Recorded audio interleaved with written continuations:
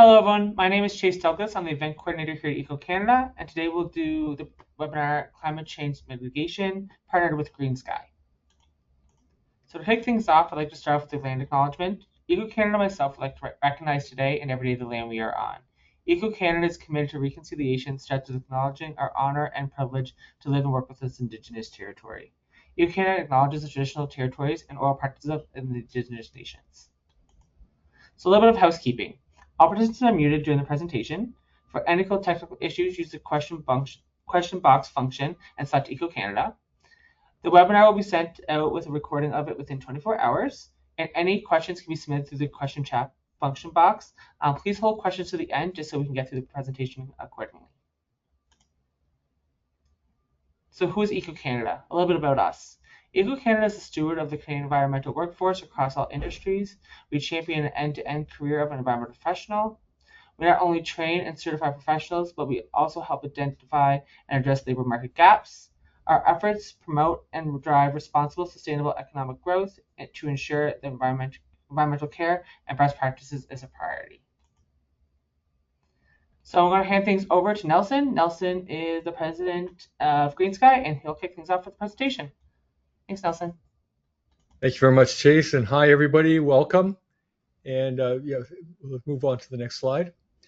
Glad you could be here. As a continuation, my colleague Cheryl went on mat leave and a little bit earlier than expected.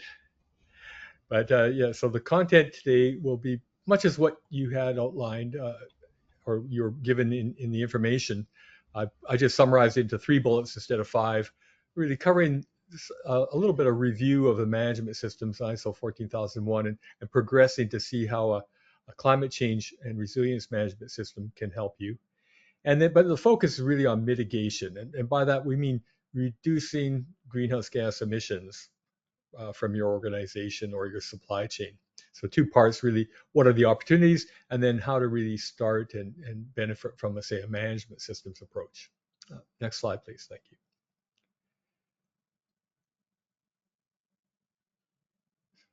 So I like this quote from Deming. Deming was one of the gurus of, say, quality management systems. He says, yeah, it's not necessary to change. Survival is not mandatory. So, if you know what's good for you, change. And management systems really help in that change process or even adapting to all the changes around us. Next slide, please. So as I think Cheryl talked a little bit last time, ISO 14001 was one of the flagship management system standards right after the quality, the 9001. And it's really meant to be systematic, structured, a way to manage all these environmental aspects and kind of the way in a risk-based fashion. So you're not just haphazard, it's being very effective and efficient in making these changes, from an organizational perspective. The next slide, please.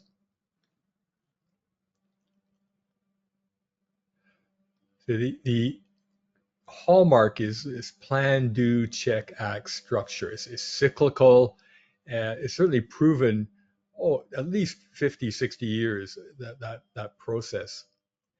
And it's been applied to not just environmental, here we're applying to climate change, but it's been applied to quality, probably the first one, and then safety, health and safety, even food safety is really popular now, IT security, and energy management would be a close relative. We'll talk about that a little bit later on at the end. But it's about continual improvement. So it's getting better all the time. Every time we go through a cycle, we're getting better at it. We're learning, growing, getting better, right? And it's about demonstrating, not just demonstrating, well, achieving performance, but also being able to demonstrate it. Because it's not just doing a good job, but it's letting clients and your interested parties know that you're doing a good job. So in the planning, typically have topics like the policy, what's the company direction, and any targets you're trying to achieve, like climate change targets, a reduction target, for example. And then assigning a champion, some focal point person to make sure it's all happening. After the plan, and of course the plan itself too, and then after the plan, executing that plan. And to execute, you need some kind of support, resources, people, teams, budgets, that kind of thing, maybe equipment, software, hardware these days. The team itself, everybody maybe different roles, different functions within an organization, but kind of going in the same direction. And that may also mean sometimes hiring consultants, people experts in their area, and then following some kind of procedures. So again, it's a process. On the checking side, just regular monitoring and measuring, sometimes measuring, particularly if there's fuel quantities, that kind of activity data, and also taking some corrective action if necessary. You're not always going to get it right the first time, but correct and improve. And then finally, the act is really at the end of, say, a year. Typically, it's a year. Management will review the previous year and say, well, what's gone right? What's gone wrong? Where do we need to improve? Where have we failed? Even, really need to make some changes. And then exercising that continual improvement, really going through that cycle again. Next slide, please, Jason. So I mentioned some of the key features. Policy is a good place to start, but having a champion who's going to drive that process and give the feedback. But all the pieces, I mentioned the support, the plan. Communication is a big part we didn't talk about yet. But again, internal communication, letting your team know where you are, what's expected, what is next. And then external, regulators, interested parties, neighbors, supply chain, customers, that type of communication. What are we doing? And these are features of 14,001, but they apply to the climate change in my management system as well. One thing you'll find, as in everything, the team is all about people, and the team matters and their competency. So not just their ability to do something, but also their capacity. Are they available? If you pile them up with all kinds of other jobs, they don't get this particular job done. And procedures often develop as you go through what works, learning from past experience and making sure that's continuing on into the future. And say one thing about corrective action too, it's not just correcting. You make a mistake, you correct it, you fix it up, whatever. It's correcting to address the root cause, to prevent that kind of issue from happening again, that kind of corrective action. And again, as I said, the management review is that sort of look and plan and help for the next round. The next slide, please.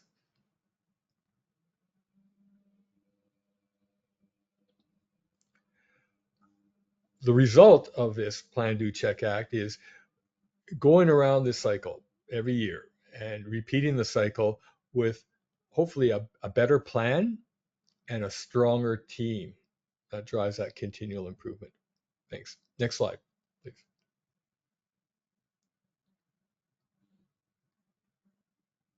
And I think there's some words going to come in here. Yeah.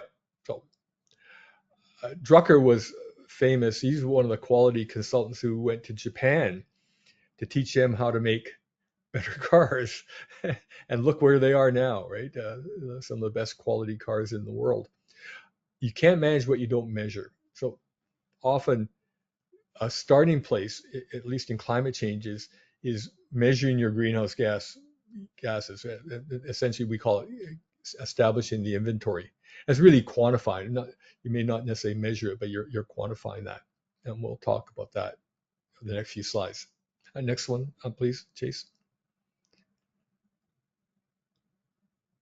So the focus on a greenhouse gas inventory is the fossil fuels.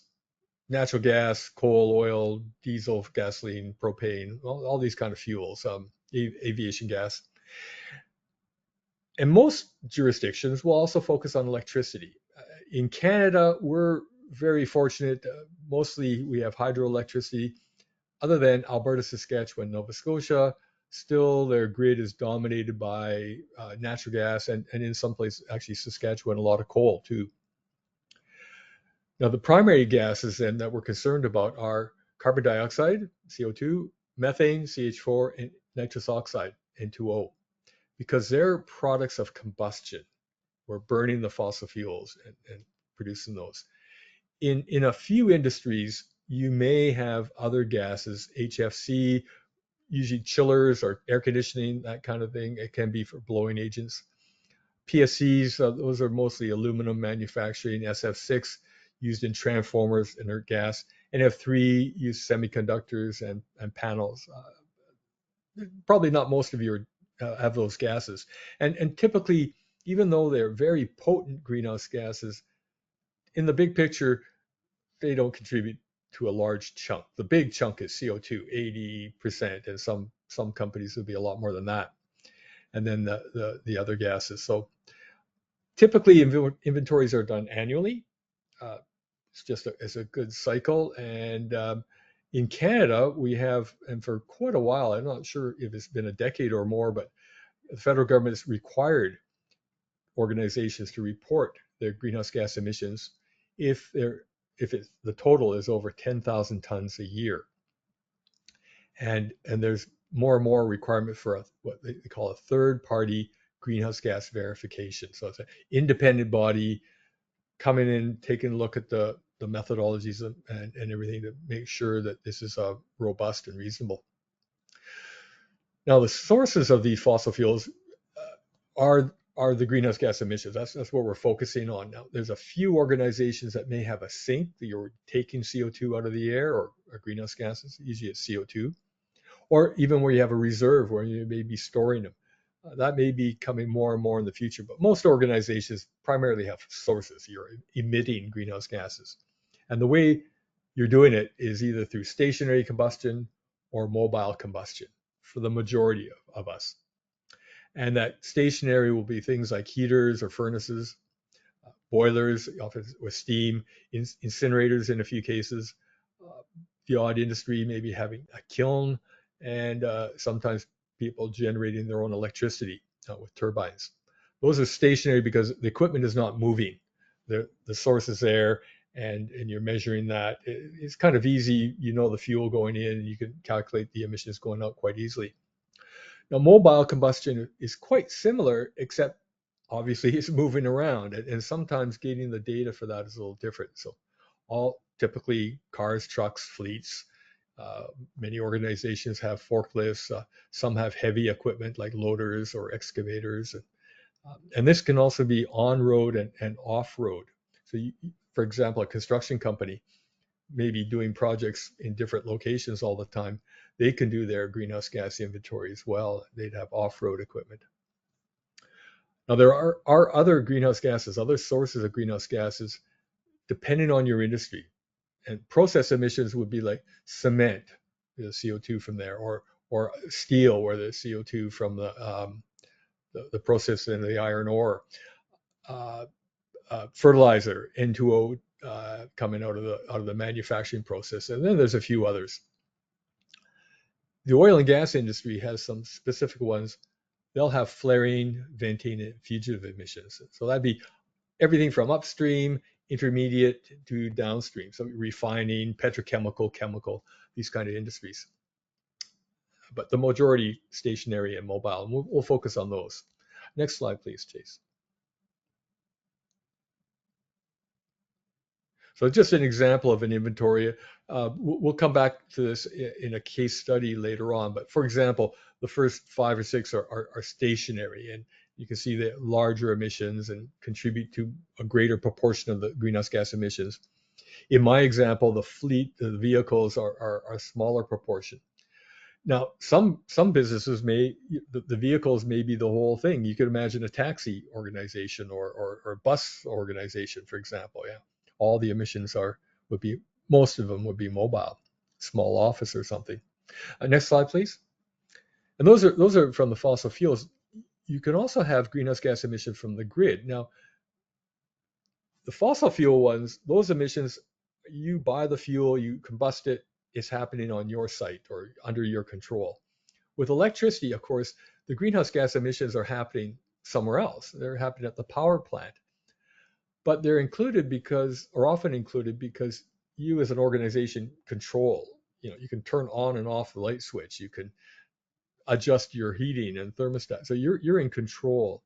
So often uh, programs will require including the electricity emissions.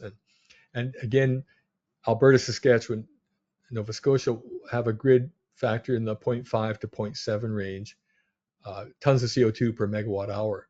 So they'll have greenhouse gas emissions will be coming from your electricity consumption. Whereas BC, Manitoba, Quebec, even Ontario have much cleaner grid.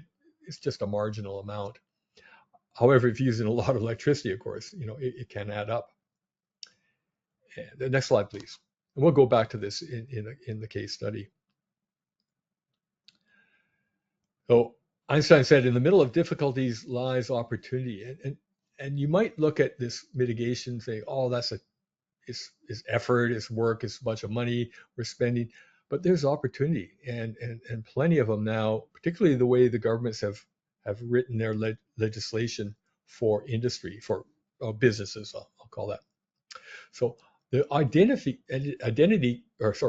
the opportunity comes from identifying what options you have available to mitigate, in others, to reduce your greenhouse gas emissions. So let's go to the next slide, please, Chase. So there's 4 general ways that mitigation might come about. For example, convenience. You may have some old equipment, whatever, old vehicles. It's time to replace them. Well, what better time to put more energy efficient equipment in place, or even switch out totally from fossil fuels to, say, electricity. Maybe you're planning an expansion or even relocating to a new area. Well, great opportunity to do things better, cleaner in the future.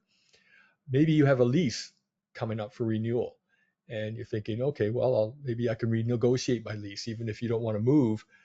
Landlord, I want to install some kind of equipment, for example. Those are, I call it, convenience opportunities. There's always the low-hanging fruit. That's where it actually costs you less, maybe, to fuel switch or to make a change. It just makes good economic sense and it's very easy to do. Or cost to electrify. Those come into mind. And nowadays, pretty well, it is the better economic choice to switch or electrify. Yeah. Next slide, please. There's other reasons you might want to mitigate or driver for mitigation, and as that's incentives. So the governments at all levels, federal, provincial, even some municipalities have grants or percentage incentives, tax credits, different things like that. The utilities in BC, BC Hydro and Fortis, I think across some of the other provinces, the same thing. The utilities themselves have incentives, and that's incentive for things like heat pumps, electric vehicles, solar panels and batteries. For example, in BC Hydro just announced a solar panel and battery, 50% of the cost, up to a certain limit. There's other ones that the federal government had on really improving your building or your home's energy efficiency. So making sure that it's airtight or as airtight as possible, adding on insulation, using more energy efficient appliances or equipment. So those are where I say there's incentives. So it can help you make the change, right? Is often the upfront capital cost of making the change. That's a bit of a barrier, but the incentives help that. And there could be cheap loans in addition. So just make it easier to make that change. And then another area I call vendors. So for example, in Vancouver, downtown, most of the buildings, and even increasingly more as they make an expansion, are being heated by a district heat plant. So it used to be steam, now it's going to be hot water, or at least parts of it will be hot water. And so that could be a lot more energy efficient, and it saves a lot of the building owners from having their own power boiler engineered to run their system. And it could be for cooling too, so heating and cooling. So that's an opportunity. One area in the U.S. was very popular. A number of companies would knock on your door and say, "Hey, can we put solar panels on your roof? We will then charge you 10% less than what you've been paying for your electricity in the past. We're kind of renting your roof, and you save money." in the process. That was hugely popular, particularly in California and places like that. Another opportunity, what I call it vendors, is a company might offer RECs, so renewable energy certificates. They may power wind or solar or some kind of cleaner energy somewhere, and they'll quantify that and combine them into something called RECs that you can buy. Maybe I'm somewhere where there's a dirty grid, so-called dirty grid, coal or gas powered, but I want clean, but there's no opportunity. Well, you can buy these sort of RECs. You, your electricity hasn't changed, but you get the credit, the recognition from that. And there's also offset programs that Alberta's been a big champion, the leader in the past, but that's going to spread across Canada too. And it's, of course, global practice. So these are kind of the drivers or opportunity for mitigating, in addition to regulation or just public pressure. Next slide, please.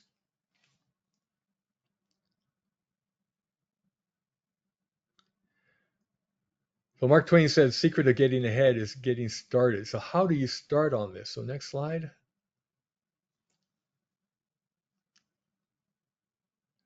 Well, you start with the plan, and often the plan includes targets. So your policy might be, we recognize there's a problem, we're committed to doing something. Our plan says, for example, 40% reduction by 2030, 80 by 2040, net zero by 2050. That kind of thing. And the SBTI is the Science Based Targets Initiative. A lot of countries and companies have followed that process, try to drive a quick reduction in emissions as early as possible, and then eventually getting to net zero. Now, the direct emissions, again, we use the example of the stationary equipment and mobile equipment. In my example, the case study is going to be about 80% stationary, 20% mobile. That could change. Sometimes those are called scope one, the direct emissions. Those are the ones that come from your organization. You control, you buy the fuel, you have the equipment, everything. Now, the indirect ones, indirect energy ones, are often called scope two. Those are electricity. And really, it only matters in Alberta, Saskatchewan, Nova Scotia. Technically, other provinces calculate it, but it's often a very small slice. And then in addition, there's indirect emission from other sources, like and they call them scope three. For example, the use phase. This is life cycle considerations. This is the use phase of your sold products, or transporting goods to your organization and then maybe out to your customers again. Different different categories. There's about 15 of them. I won't go through them all. That's becoming more and more important to pay attention to. Next slide, please, Chase. So just example, so in the case study now, how to get started, keeping in mind those four drivers, one of them being convenience. You look at this and the column under age, you say, well, furnace, I got two heating oil fired furnaces and they're 30 years old. Well, it's probably getting close to the end of life. Maybe time to make a change, right? And now 6% of your emissions, that's a start, not huge, but it's a start. I look at the heaters. You have 5 natural gas heaters, 20 years old. Yeah, maybe. Now, if you're the more cautious person, you might say, well, I'll change one heater, maybe go to a heat pump, see how it goes, learn from my experience. You do that, maybe it goes well. Maybe you do them all the rest at the time, or maybe just one at a time, one at a time. That might help with cash flow and things like that. That could address now 20%. So now you're quite a bit of your way to maybe achieving your goal. What else is there maybe standing out? Well, perhaps the turbines. They're 15 years old, maybe still have another 5 or 10 years life in them, but they're burning diesel, and diesel's getting more expensive, and of course the greenhouse gas emissions. And you might say, well, what are my options? You might look at solar. Solar is getting so cheap. As a matter of fact, now more money is spent on solar to generate electricity than any other technology and new investments.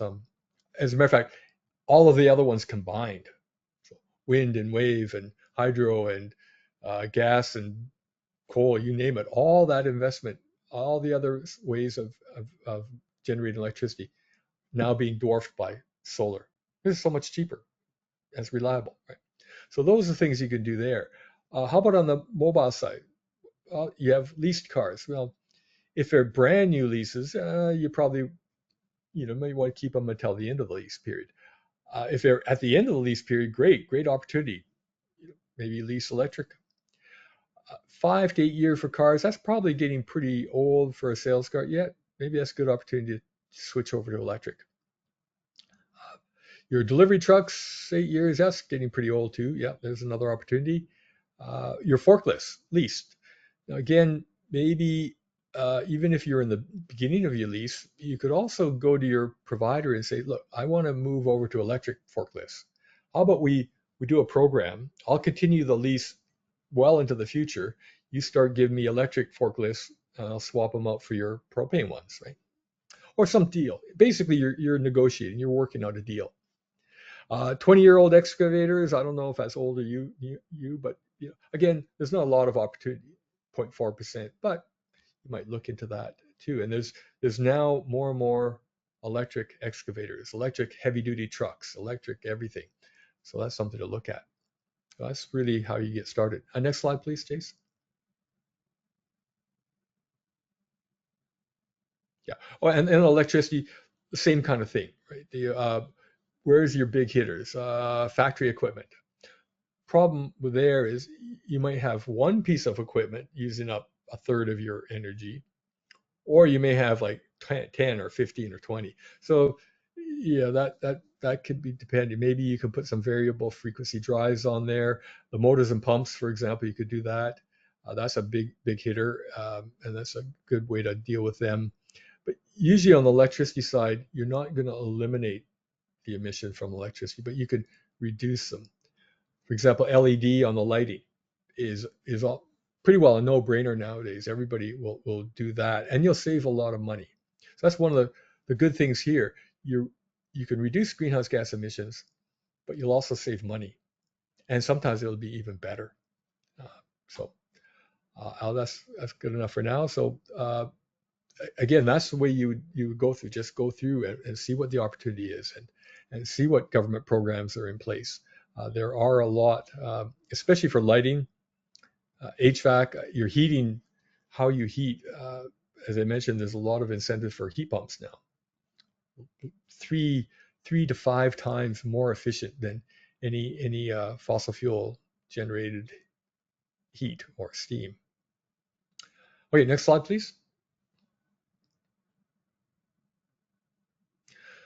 So again, how to start? Well, of course, is the plan, do, check, act. You have a plan, now you have to do. And so on the side of awareness, or side of doing, raising awareness, communicating your program, making sure that all your internal resources are focused on, laser being focused on what's the goal, and then letting customers, letting the supply chain know that's where we're going. We're going to be low carbon intensity.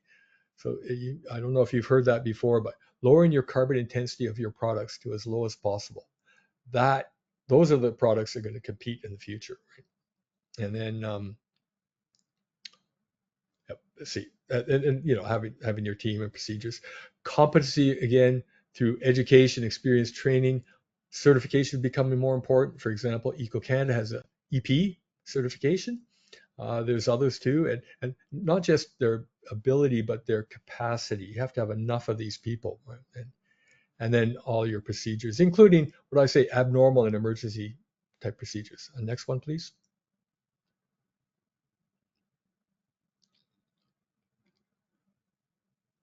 Oh, oh, I think either I put 2 slides in there. maybe the next one, please. Oh yeah, check. Yeah, okay. So after the doing, you're always checking to see, you're comparing. How am I doing against my plan? Are we on target? Are we on track? What do we need to change? And as you monitor, how's the data coming in? Are we? Can we demonstrate that we're improving? Often in this greenhouse gas mitigation arena, there's calibration. So calibration of meters, flow meters for the fuels, scales, maybe for production or for even for other things, pressure, temperature. So these kind of making sure you're gathering data that can be relied upon, so reliable data. And then taking corrective action as happens, something forgotten or something's missed or wasn't working, you fix that so you're getting better again as you go through. Next one, please. Jeez.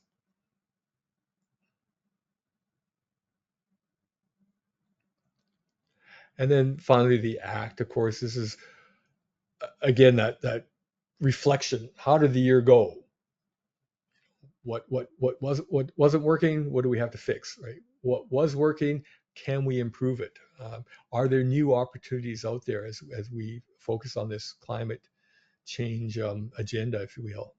And then coming up with a new plan, maybe a better team, and then empowering them, giving them guidance, direction, resources, encouragement to achieve new goals, and then going through the next cycle with what I call a better plan, a better approach, and a better team.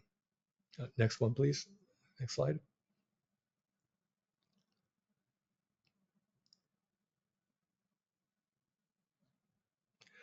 So just a few other tools to look at. Next slide, please.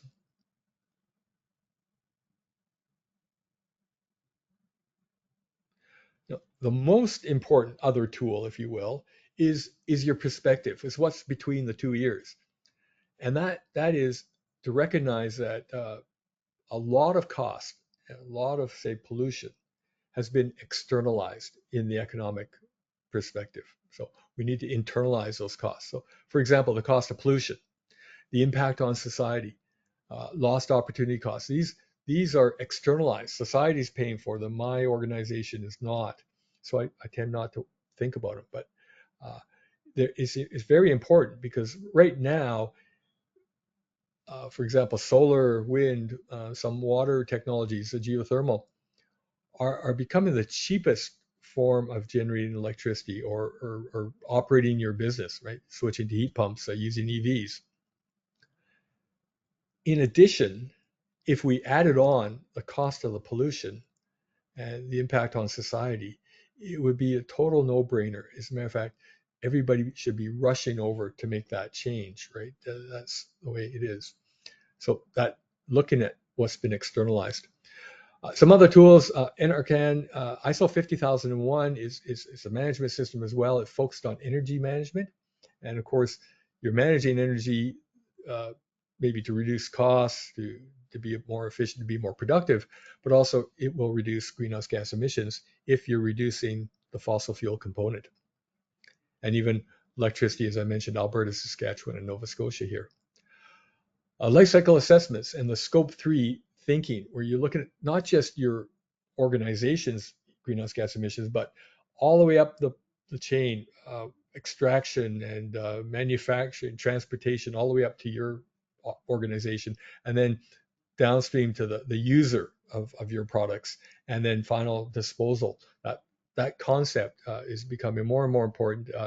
Regulations will, at least by 2030, require that kind of inventory and that thinking. So now might be a time to start. And that's certainly, the technology is improving, software, accepted emission factors and that kind of thing, and processes. So that'll be over the next few years. Watch out for LCA and scope 3.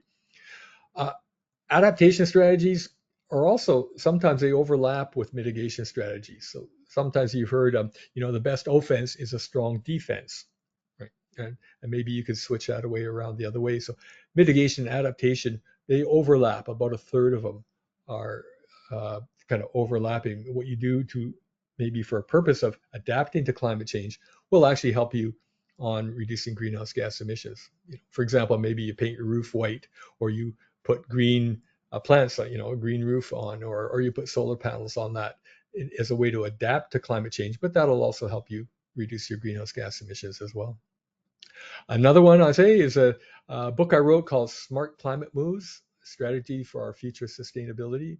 Impactful is meant for the masses, but not the cutting edge, leading big, organizations, just the average companies and those in the middle who maybe haven't had a big move into this climate change mitigation. Some very simple reading, 4 hours, and you can check that out. So, the next one. Next slide, please. So that's the presentation. I'm looking forward to some Q&A, and over to you, Chase. Awesome. Thank Thank you very much, Nelson. Really appreciate it. Great presentation there. We have already one question popping in right now. If anyone has any more questions, you can drop those into the question box function. First question is, in terms of reducing climate change impacts in Canada cost to cost, what Canada has done so far for that purpose in terms of effective initiatives? Would you please provide some examples? Thanks. So you think was that like cost? That was cost to cost, right? Yep. Comparing costs. Yeah. Uh, that's a good question. I'm not a policy wonk, but in one way, economists will always say a carbon tax is the most efficient way to spark change. So, the federal government carbon tax, that was we're one of the leaders in the world, top 5 countries that have a carbon tax as high as we have now, and it's changing companies' decisions. And that might be one big way. I think some of the incentives for as I mentioned, for like heat pumps, electric vehicles, even solar, and there's other kind of programs. Those might be a very effective way, because what it is, it helps maybe the homeowner or the small business, or any even a large business save money. So the first thing, they save money, and then and the saving, they're reducing greenhouse gas emissions and energy. So it's kind of a win-win type of thing. And I can't think of anything else off the bat. There's some programs that I think a lot of money is going into it, and maybe the emission reductions will be kind of smaller. I think personally, and maybe there'll be people who disagree with me, but I think like the low carbon fuel or the renewable fuel type of programs, those are incremental improvements, right? But a lot of money is being pumped into it, so I'm not too sure how valuable that is from cost to cost basis. Hopefully that answers your question. Awesome. Thanks so much, Nelson. So just while we're waiting for any more questions to come in, please drop those in there. I just want to let everybody know we are hosting a virtual career fair on September 18th. So if you're looking for any new career changes or looking for, jump in the environmental sector, please check that out on our website at eco.ca. And as well as we do have a lot more webinars coming up as well. So if you want to check those out, go on eco.ca and look at our event calendar, and you can see those all there. And now let's wait to see if there's any more questions coming in. If anyone has any questions, please drop those in the box there. We really appreciate it. Maybe, Chase, one thing I could say about, back to the last question. I can't remember how long ago it was, but the federal government said by 2030 there should be no coal-fired electricity generation, and so Alberta actually just achieved that this year. As a matter of fact, they're well on their way even last year. So 6 or 7 years ahead of the target. And why? Because it's cost effective, right? It makes sense. And so sometimes, like a little thing like a regulation, having a policy doesn't really take that much money, but it can change the direction quite a bit. And so now they're looking at other things like EV targets, target dates, and that. Yeah. So those are lots of ways the federal and provincial governments can make a change. Awesome, thank you. Someone else just asked a question for some resources and wondering about webinars from the past. If you're looking for any recordings, you can reach out to events@eco.ca. I'll get those off to you for sure. Next question here, though. Sorry if I missed this already when you spoke about 5001, but when would you suggest that organization also implement 5001 in addition to 1401? Okay. Yeah. So NRCan has a program, and I'm not sure how the incentives work, but they were incenting organizations to develop this energy management system. And 14,001 is an environmental management system. Some will think there's an overlap. Right? Like I, as an environmental person, think environment includes everything, including climate. It includes energy.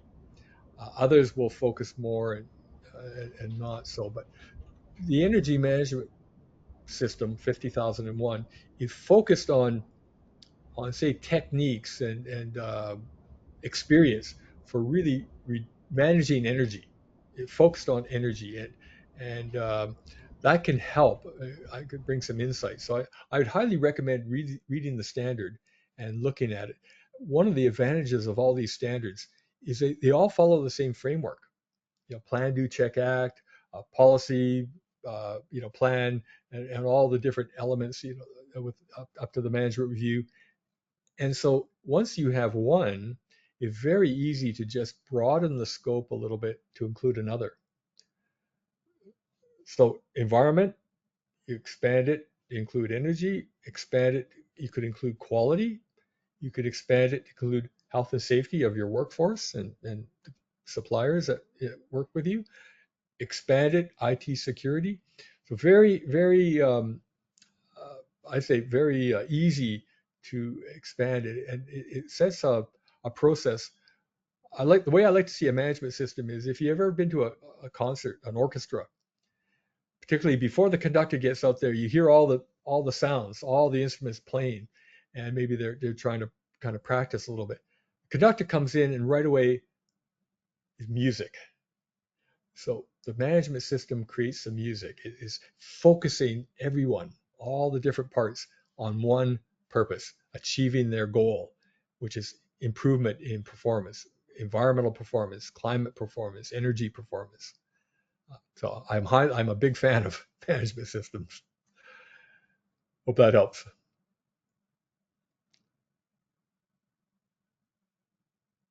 Another Oh, question here. How would the REX be useful in the climate change battle, especially since the individual with the certificate is still using energy from non-renewable sources? that's right. So you're right. I mean, I could be buying Rex from across the country and still have maybe, excuse me, so-called dirty grid energy where I am.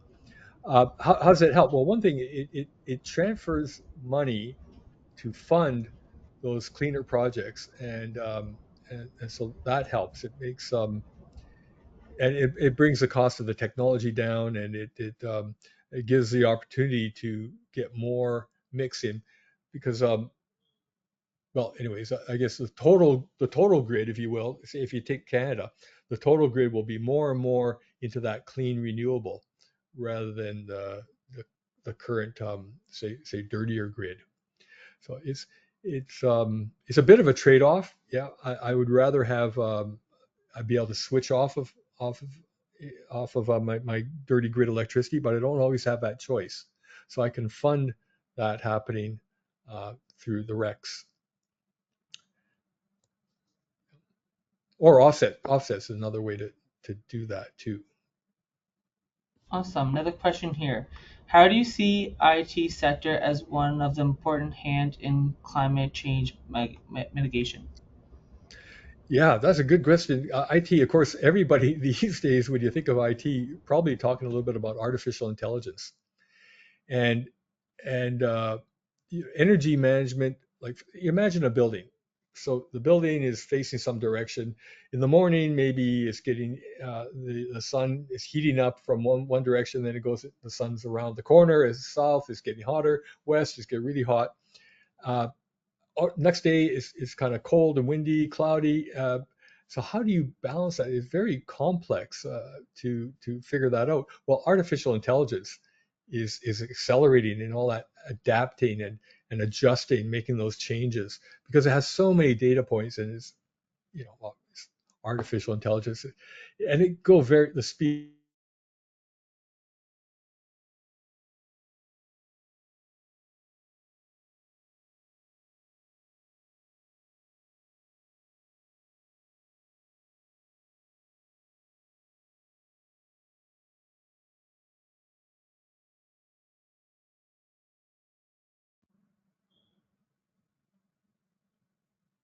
Yeah. Oh, Yeah, I think we just lost you there for a second there, Nelson. sorry. Yeah. Seems like we had a bit of disconnecting. Oh,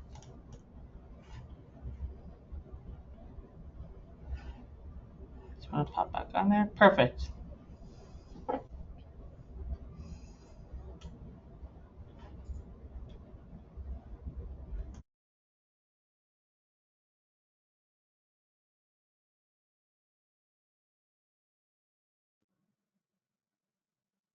Still there, Nelson? I am. Yes, There you go. Perfect. See you saw a now. bunch of different things happening. So I'm not too sure how the IT came across, but again, all that monitoring and measuring information, and sometimes there's a lot of data points for like EV charging stations, all that. So I think IT, there's a lot more software these days for doing your greenhouse gas inventory, and even planning the reductions and maybe modeling energy consumption.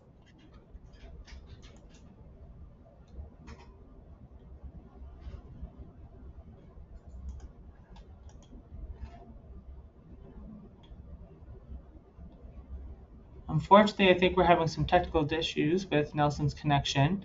Um, but if he does not make it back, please join us next week on Tuesday for the third webinar with Green Sky, and we'll talk to you guys then. Thank you very much. Think Thank that's you very good for much. now? Awesome. Thanks, Nelson. Talk to you later. Bye bye. Okay, bye now.